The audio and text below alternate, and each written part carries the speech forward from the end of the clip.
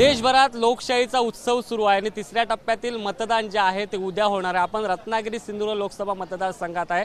या ठिकाणी देखील उद्या मतदान जे आहे ते पार पडणार आहे। त्याआधी जिल्हा प्रशासन जे आहे ते तयारी करताना आपल्याला पाहायला मिळते। इथे आपण जर बघितलं असेल तर बॅलेट सुनीज असतील, ईव्हीएम असतील, ते अधिकारी जे आहेत ते आता घेऊन जाताना पाहायला मिळतात। शिक्षकांकडे खऱ्या अर्थाने ही जबाबदारी दिलेली आहे। सिंधुदुर्ग जिल्ह्याचा जर विचार केला गेला तर 6,64,000 मतदार इथे उद्या मतदानाचा हक्क बजावणार आणि त्यासाठी इथे जिल्हा प्रशासन तयारी करताना पाहायला मिळते।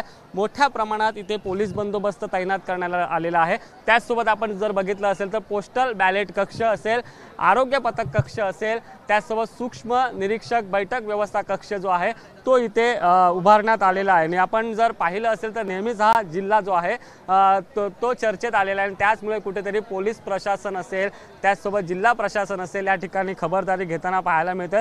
जिल्ह्यातील 918 मतदान केंद्रावर मतदानासाठी प्रतीक्षालय गर्दी झाल्यास त्यासाठी टोकन सिस्टीम जी आहे ती करण्यात आलेली आहे।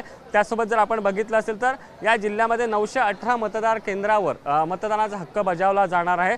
त्यामध्ये जर पाहिलं असेल तर या जिल्ह्यामध्ये सिंधुदुर्ग जिल्ह्याचं आपण विशेषतः बघितलं असेल तर 3,31,580 पुरुष मतदार, तर 3,32,977 महिला मतदान आणि 1/3 मतदार जो आहे तो मतदानाचा हक्क बजावतो। यामुळे जवळपास एकूण 6,64,556 मतदार जे आहे ते आपल्या मतदानाचा हक्क बजावणार आहे आणि त्यासाठी इथे जिल्हा प्रशासनाकडून इथे जी आहे ती तयारी करण्यात आलेली आहे। आपण जर पाहिलं असेल तर याच ठिकाणी कणकवली या ठिकाणी हा कक्ष उभारण्यात आलेला आहे आणि याच ठिकाणावरून ईव्हीएम मशीन असेल आणि बॅलेट पेपर जे असतील ते इथे अधिकारी आणि शिक्षक त्या मतदार केंद्रावर आपल्याला घेऊन जाताना पाहायला मिळतात।